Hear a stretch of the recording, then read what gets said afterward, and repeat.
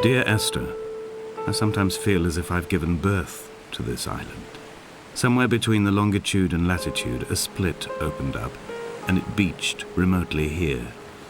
No matter how hard I correlate, it remains a singularity, an alpha point in my life that refuses all hypothesis. I return each time leaving fresh markers that I hope, in the full glare of my hopelessness, will have blossomed into fresh insight in the interim.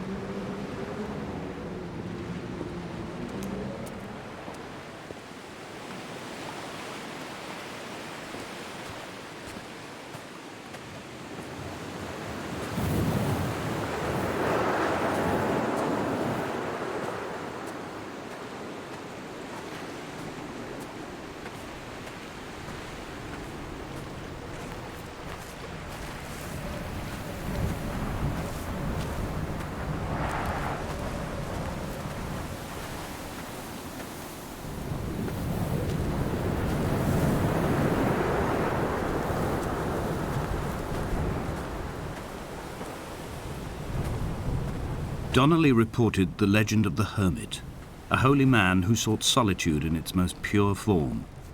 Allegedly, he rode here from the mainland in a boat without a bottom, so all the creatures of the sea could rise at night to converse with him. How disappointed he must have been with their chatter. Perhaps now, when all that haunts the ocean is the rubbish dumped from the tankers, he'd find more peace.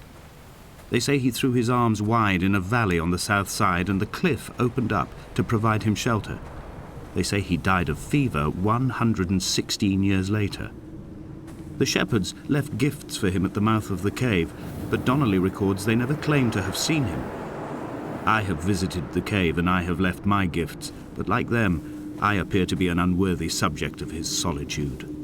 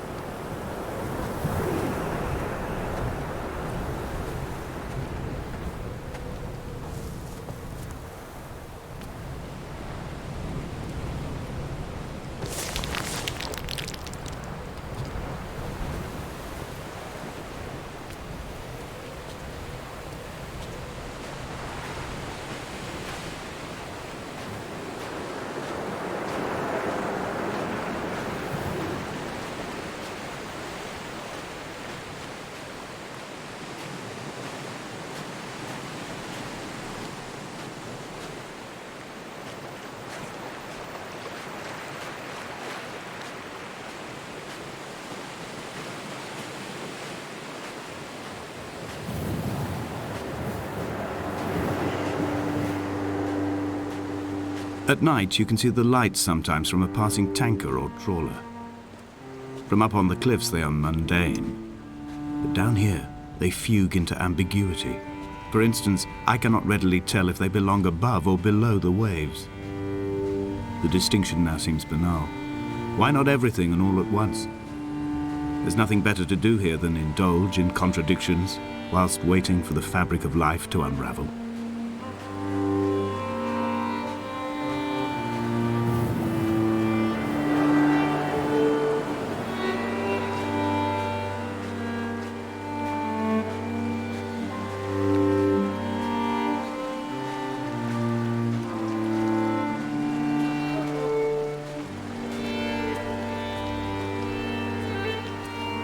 have found the ship's manifest, crumpled and waterlogged under a stash of paint cans. It tells me that along with this present cargo, there was a large quantity of antacid yogurt bound for the European market. It must have washed out to sea. God knows there are no longer gulls or goats here to eat it.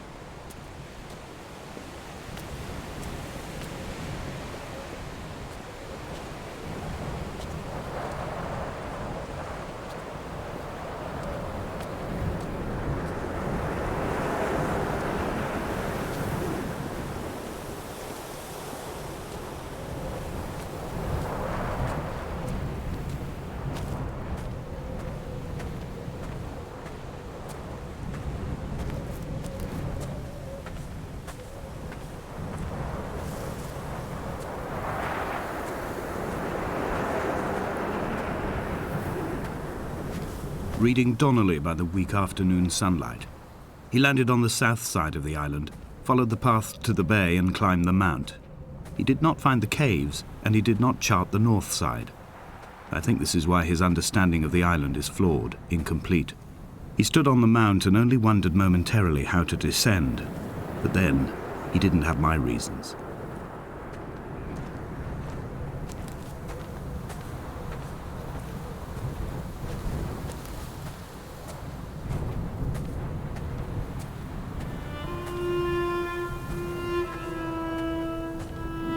When someone had died or was dying, or was so ill they gave up what little hope they could sacrifice, they cut parallel lines into the cliff, exposing the white chalk beneath. You could see them from the mainland or the fishing boats, and know to send aid or impose a cordon of protection, and wait a generation until whatever pestilence stalked the cliff paths died along with its hosts. My lines are just for this: to keep any would-be rescuers at bay. The infection is not simply of the flesh.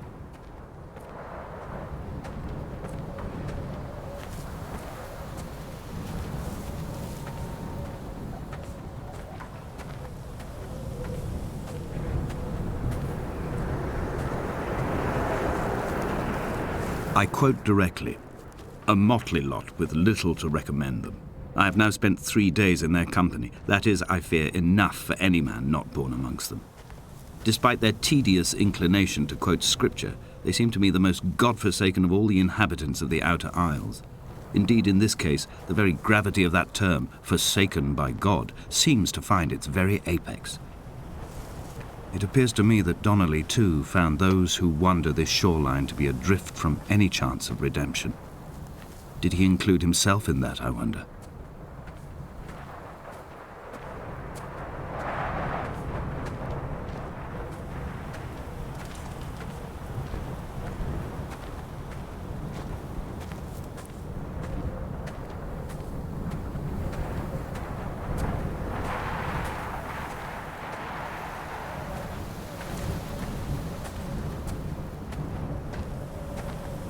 Dear Esther, I met Paul.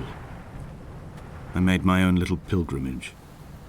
My Damascus, a small semi-detached on the outskirts of Wolverhampton. We drank coffee in his kitchen and tried to connect to one another. Although he knew I hadn't come in search of an apology, reason or retribution, He still spiraled in panic, thrown high and lucid by his own dented bonnet. Responsibility had made him old. Like us, he'd already passed beyond any conceivable boundary of life. I would leave you presents outside your retreat in this interim space between cliff and beach. I would leave you loaves and fishes, but the fish stocks have been depleted and I've run out of bread. I would row you back to your homeland in a bottomless boat, but I fear we would both be driven mad by the chatter of the sea creatures.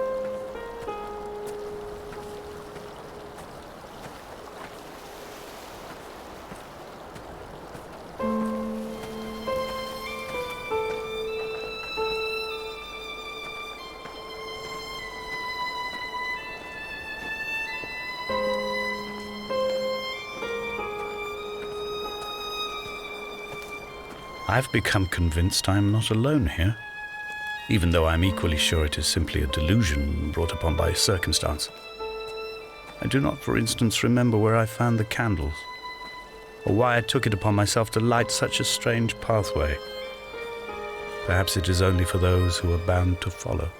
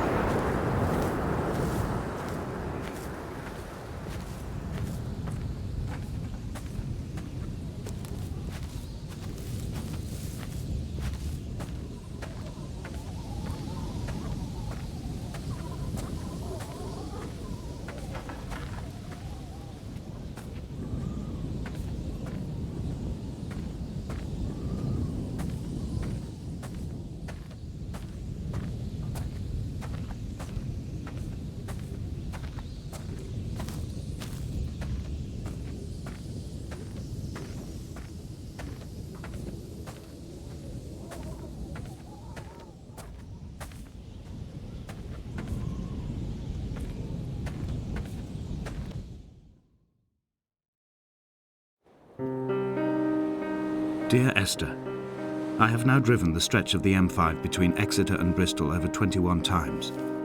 But although I have all the reports and all the witnesses and have cross-referenced them within a millimetre using my Ordnance Survey maps, I simply cannot find the location. You'd think there would be marks to serve as some evidence. It's somewhere between the turn-off for Sanford and the welcome break services. But although I can always see it in my rear-view mirror, I have as yet been unable to pull ashore.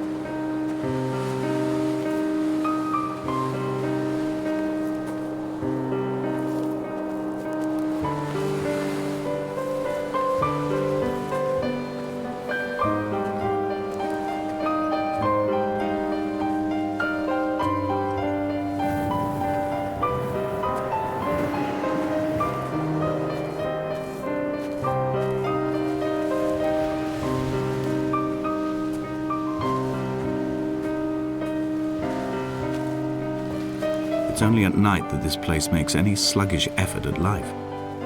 You can see the buoy and the aerial. I've been taking to sleeping through the day in an attempt to resurrect myself. I can feel the last days drawing upon me. There's little point now in continuation. There must be something new to find here. Some nook or some cranny that offers a perspective worth clinging to. I've burnt my bridges. I've sunk my boats and watched them go to water.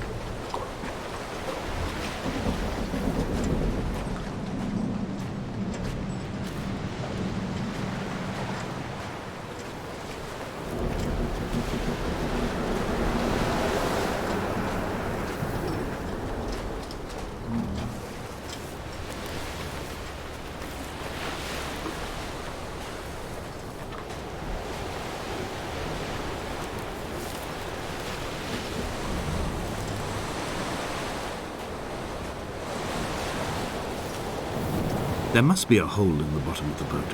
How else could new hermits have arrived?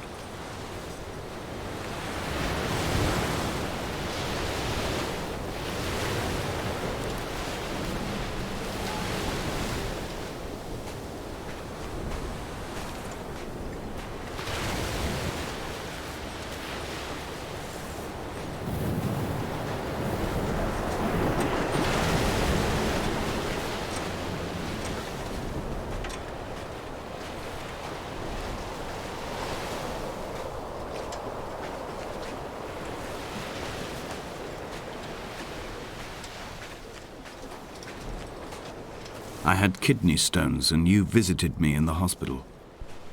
After the operation, when I was still half submerged in anesthetic, your outline and your speech both blurred. Now my stones have grown into an island and made their escape, and you have been rendered opaque by the car of a drunk.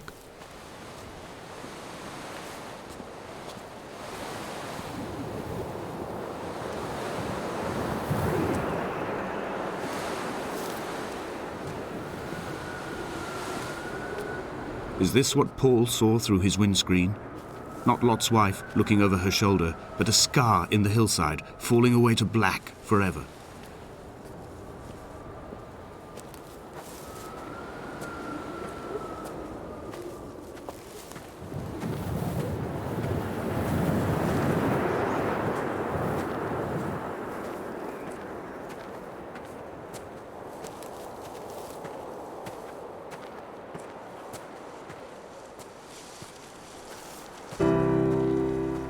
begun to climb, away from the sea and towards the centre. It is a straight line to the summit, where the evening begins to coil around the aerial and squeeze the signals into early silence. The bothy squats against the mount to avoid the gaze of the aerial. I too will creep under the island like an animal and approach it from the northern shore.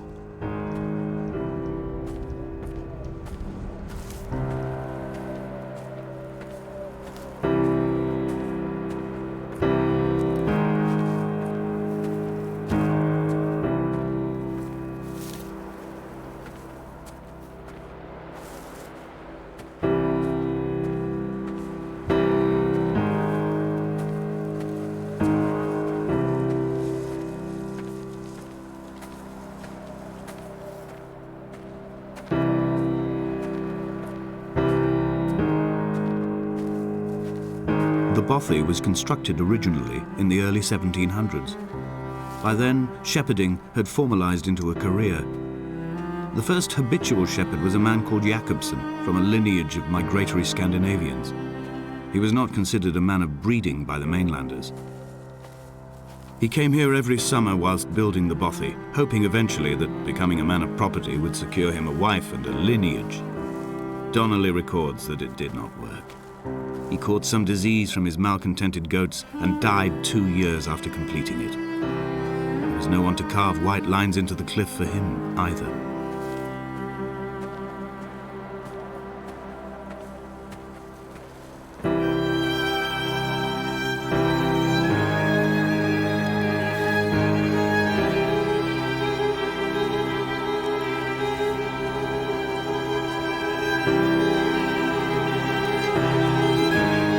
When the oil lamps ran out, I didn't pick up a torch, but used the moonlight to read by. When I've pulled the last shreds of sense from it, I will throw Donnelly's book from the cliffs and perhaps myself with it. Maybe it will wash back up through the caves and erupt from the spring when the rain comes, making its return to the hermit's cave. Perhaps it will be back on the table when I wake. I think I may have thrown it into the sea several times before.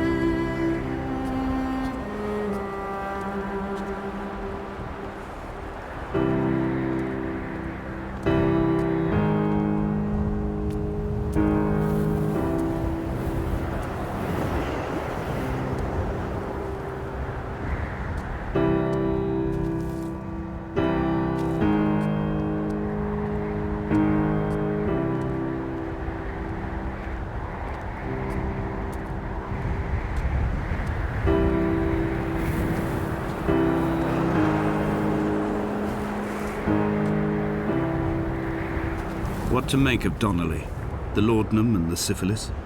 It is clearly not how he began, but I've been unable to discover if the former was a result of his visiting the island or the force that drove him here. For the syphilis, a drunk driver smashing his insides into a pulp as he stumbled these paths, I can only offer my empathy. We're all victims of our age. My disease is the internal combustion engine and the cheap fermentation of yeast.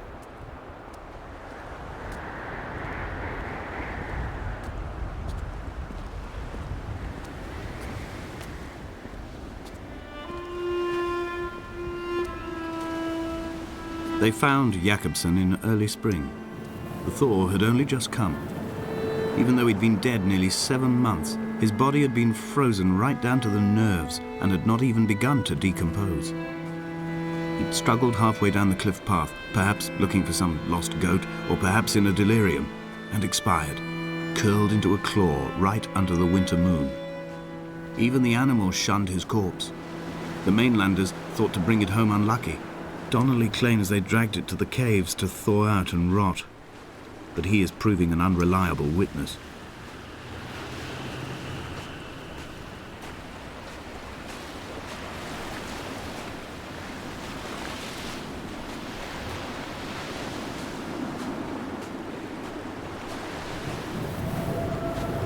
Climbing down to the caves, I slipped and fell and have injured my leg. I think the femur is broken. It is clearly infected. The skin has turned a bright, tight pink, and the pain is crashing in on waves, winter tides against my shoreline, drowning out the ache of my stones. I struggled back to the bothy to rest, but it has become clear that there is only one way this is likely to end. The medical supplies I looted from the trawler have suddenly found their purpose. They will keep me lucid for my final ascent.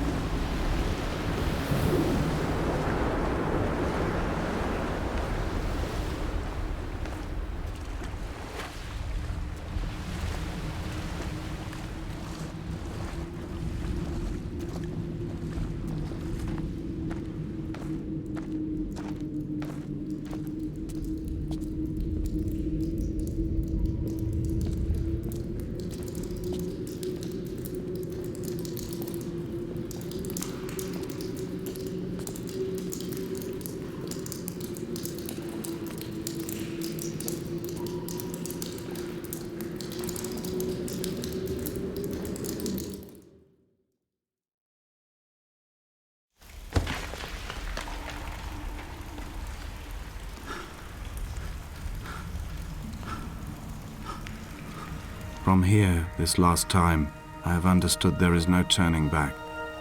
The torch is failing along with my resolve. And hear the singing of the sea creatures from the passages above me, and they are promising the return of the gulls.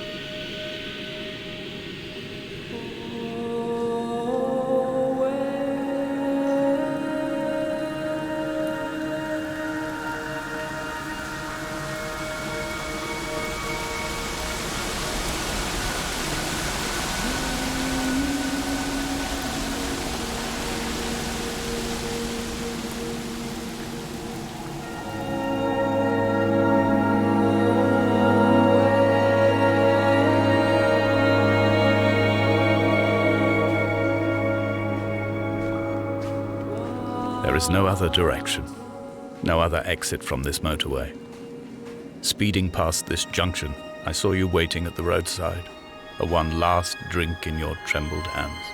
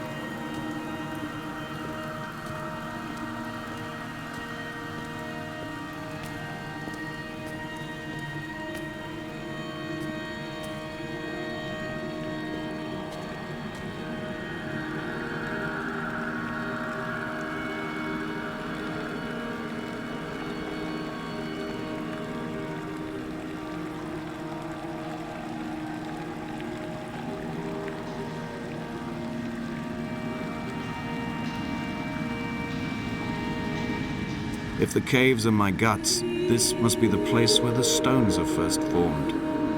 The bacteria phosphoresce and rise, singing through the tunnels. Everything here is bound by the rise and fall, like a tide. Perhaps the whole island is actually underwater.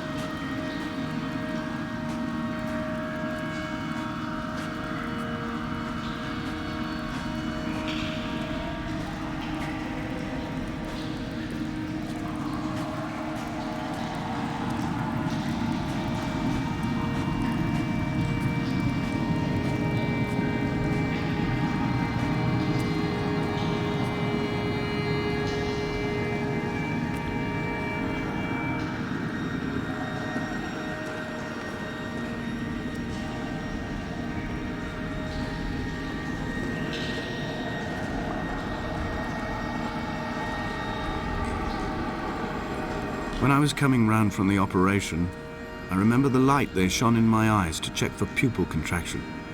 It was like staring up at a moonlit sky from the bottom of a well. People moved at the summit, but I could not tell if you were one of them.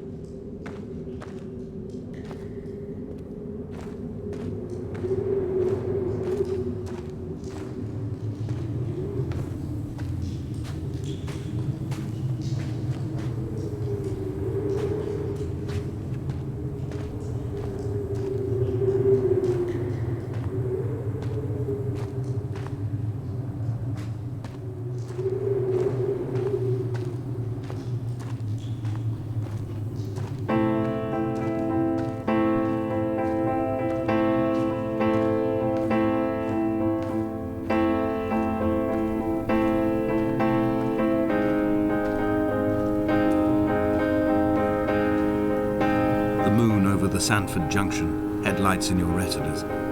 Donnelly drove a grey hatchback without a bottom. All the creatures of the tarmac rose to sing to him.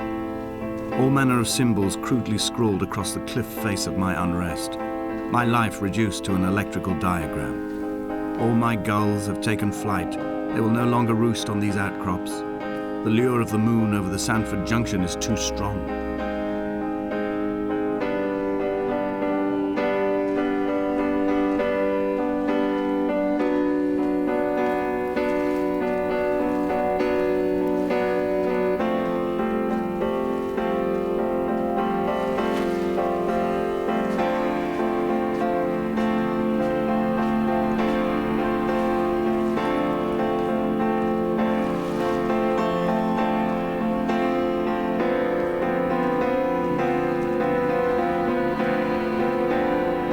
Fire and soil, I chose fire. It seemed the more contemporary of the options, the more sanitary.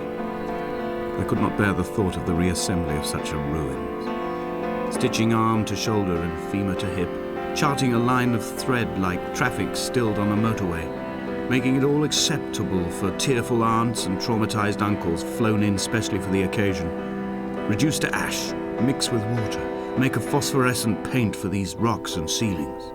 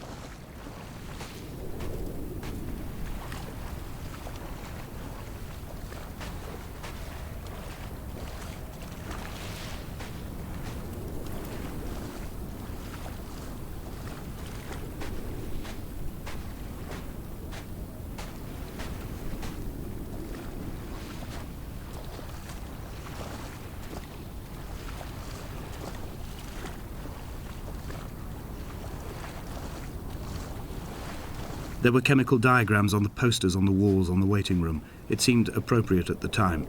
Still life abstractions of the processes which had already begun to break down your nerves and your muscles in the next room. I crammed diazepam as I once crammed for chemistry examinations. I am revising my options for a long and happy life.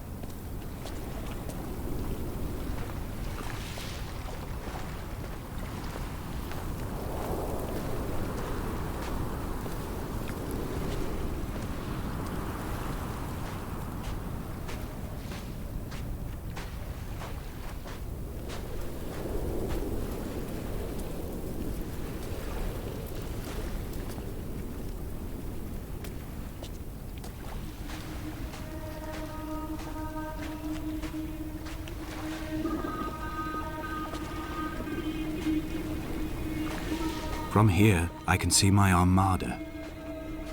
I collected all the letters I'd ever meant to send to you, if I'd have ever made it to the mainland, but had instead collected at the bottom of my rucksack, and I spread them out along the lost beach. Then I took each and every one, and I folded them into boats. I folded you into the creases, and then, as the sun was setting, I set the fleet to sail. Shattered into 21 pieces, I consigned you to the Atlantic, and I sat here until I'd watched all of you sink.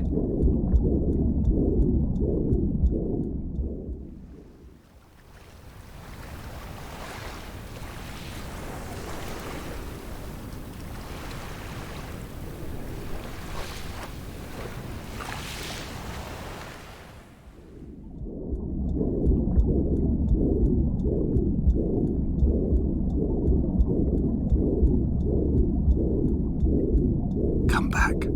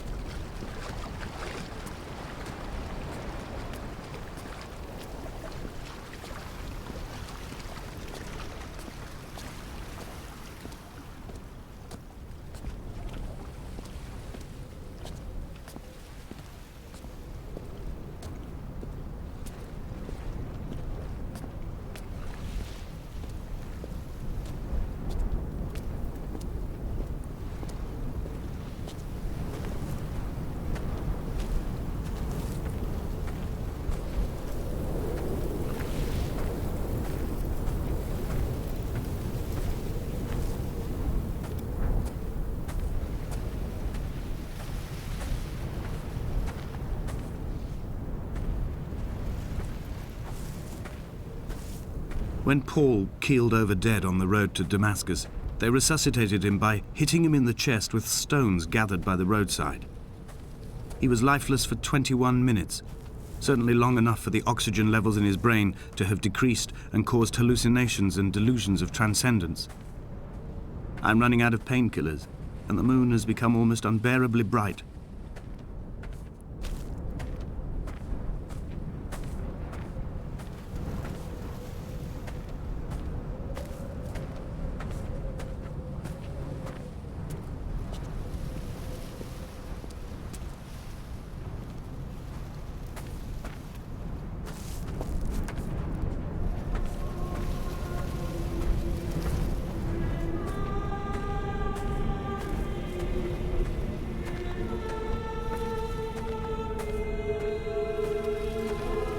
I've begun my voyage in a paper boat without a bottom. I will fly to the moon in it. I've been folded along a crease in time, a weakness in the sheet of life. Now you've settled on the opposite side of the paper to me. I can see your traces in the ink that soaks through the fiber, the pulped vegetation. When we become waterlogged and the cage disintegrates, we will intermingle. When this paper aeroplane leaves the cliff edge and carves parallel vapor trails in the dark, we will come together.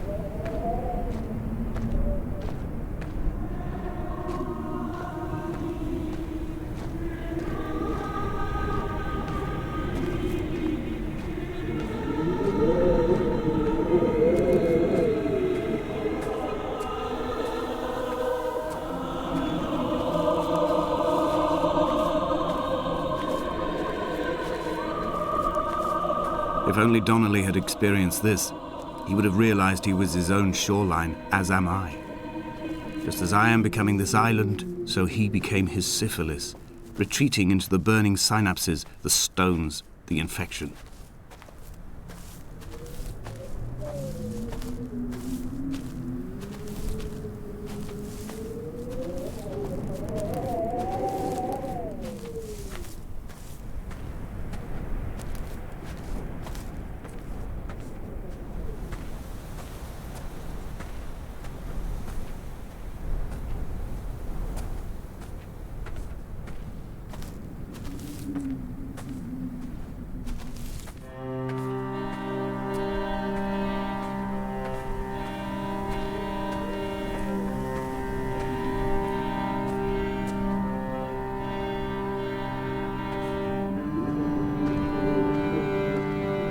Bent back like a nail, like a hangnail, like a drowning man clung onto the wheel, drunk and spiraled, washed onto the lost shore under a moon as fractured as a shattered wing. We cleave, we are flight and suspended, these wretched painkillers, this form inconstant.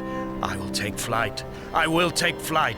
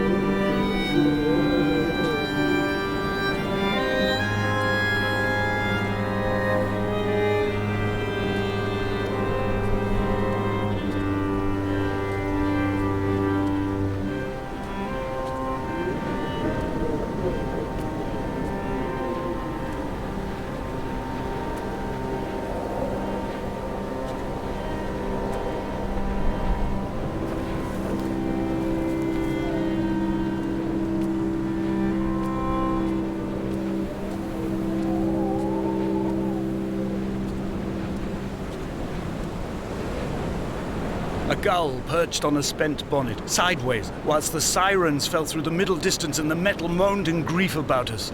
I'm about this night in walking, old bread and gull bones, old Donnelly at the bar gripping his drink, old Esther walking with our children, old Paul as ever, old Paul.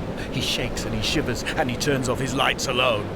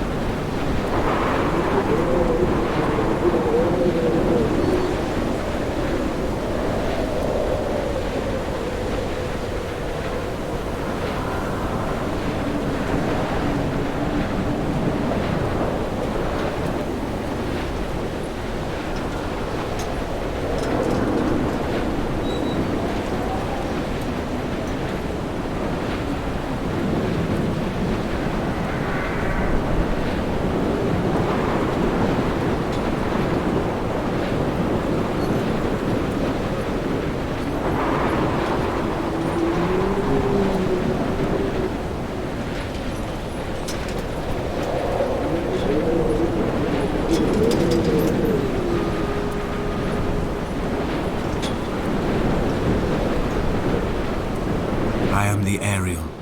In my passing, I will send news to each and every star.